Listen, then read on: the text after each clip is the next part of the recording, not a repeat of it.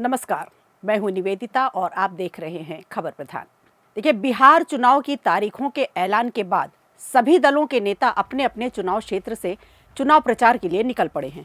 हालांकि महागठबंधन में अभी पेच फंसा हुआ है। इधर बीजेपी संगठन की रणनीति पर भी अब अपने अंतिम पड़ाव पर है। बाकी दलों से भी 2 कदम आगे ही चलती है बीजेपी, और बिहार के बाद बीजेपी की चुनाव एक्सप्रेस सीधा बंगाल की तरफ मुड़ जाएगी। पश्चिम बंगाल में अगले साल यानी 2026 में विधानसभा चुनाव होने हैं। इस बार बीजेपी एकदम नई रणनीति के साथ यहां चुनाव मैदान में उतरना चाहती है। 2021 की हार से बड़ा सबक लेते हुए नई चुनावी रणनीति तैयार की जा रही है। ममता बनर्जी को किस तरह से टारगेट किया जाए और टीएमसी को बंगाल से उखाड़ फेंका जाए, इसे लेकर बीजेपी ने निश्चित तौर पर रणनीति बदली होगी। पश्चिम बंगाल चुनाव में बीजेपी ने नई रणनीति के साथ उतरने की तैयारी की है। 2021 के पश्चिम बंगाल विधानसभा चुनाव में बीजेपी ने अपनी रणनीति मुख्यमंत्री ममता बनर्जी के इर्द गिर्द ही तैयार करी थी। अब प्रधानमंत्री नरेंद्र मोदी समेत बीजेपी नेताओं ने चुनाव प्रचार में सीएम ममता बनर्जी पर व्यक्तिगत हमले किए, जो कि बंगाल के लोगों को पसंद नहीं आए। खासकर एक महिला सीएम के खिलाफ व्यक्तिगत टिप्पणी को वोटरों ने पसंद नहीं किया। इसका खामियाजा बीजेपी को चुनाव में उठाना पड़ा। साथ ही ममता बनर्जी पर बीजेपी नेताओं के व्यक्तिगत हमले का फायदा ममता बनर्जी और टीएमसी को ही हुआ। इसी से सबक लेते हुए अब पार्टी ने रणनीति में बदलाव करते हुए तय किया है कि ममता बनर्जी पर व्यक्तिगत हमले नहीं किए जाएंगे, लेकिन सरकार की मुखिया होने के नाते, सत्ताधारी पार्टी होने के नाते उनके नेताओं और तमाम मंत्रियों के भ्रष्टाचार उजागर किए जाएंगे और कानून व्यवस्था की नाकामी को मुख्य मुद्दा बनाया जाएगा। इस पर ममता बनर्जी को निशाने पर रखते हुए सीएम से जवाब मांगा जाएगा। आज के समय में बीजेपी के लिए बंगाल जीतना टेढ़ी खीर ही रहा।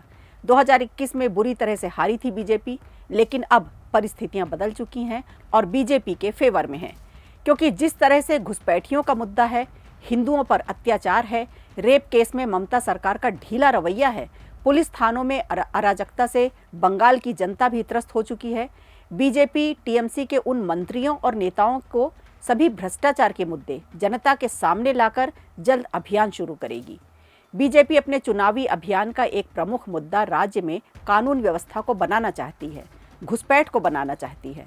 हाल ही में सामने आए बलात्कार के मामले और आरजीकर अस्पताल की घटना के बाद महिला सुरक्षा और कानून व्यवस्था पर बंगाल की जनता भी सड़कों पर आ गई थी। अब भारतीय जनता पार्टी ने भी ये तय किया है कि वो पूरा फोकस स्थानीय मुद्दों पर रखेगी। पार्टी इस बार चुनावों में दूसरे दलों से नेताओं को शामिल करने पर ज़्यादा जोर नहीं देगी, बल्कि उन वरिष्ठ और वफादार कार्यकर्ताओं और नेताओं से दोबारा संपर्क साधा जाएगा, जिन्होंने उतार चढ़ाव के दौर में भी बीजेपी का साथ नहीं छोड़ा। ऐसे ही लोगों को टिकटों में भी प्राथमिकता दी जाएगी। एक बात और भी होगी जिसे बीजेपी अक्सर अपने चुनाव प्रचार में शामिल करती है, वो है डबल इंजन सरकार के फायदे। डबल इंजन सरकार के लाभ को खास तौर पर महिलाओं और युवाओं को आकर्षित करने के लिए विशेष तौर पर पेश किया जाएगा। बीजेपी अपनी जमीनी स्तर के कार्यकर्ताओं से मिले हुए इनपुट के आधार पर चुनाव प्रचार के मुद्दे और टिकट वितरण तय करेगी। राज्य के सभी बूथों पर सक्रियता जल्द शुरू की जाएगी।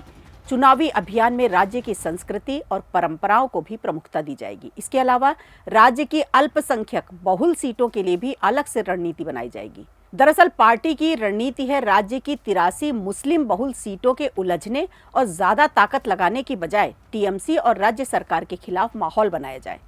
इसकी शुरुआत बीजेपी जल्द ही बिहार चुनाव के बाद टीएमसी नेताओं के मजबूत गढ़ों से की जाएगी। बीजेपी का खास फोकस कोलकाता और दक्षिण 24 परगना पर रहेगा, जहां से टीएमसी के कई शीर्ष नेता आते हैं। तो देखना होगा इस बार की लड़ाई आर पार जाती है या नहीं, या और बहुत कुछ बीजेपी की रणनीति पर निर्भर करेगा। क्या बीजेपी बंगाल की जनता को अपनी बात समझाने में कामयाब हो पाएगी, ये देखने वाली बात होगी। अगर आप कुछ राय देना चाहें तो कमेंट में ज़रूर दे सकते हैं। नमस्कार। वीडियो अच्छा लगा हो तो लाइक कीजिए, शेयर कीजिए और कमेंट बॉक्स में हमें ज़रूर बताइए।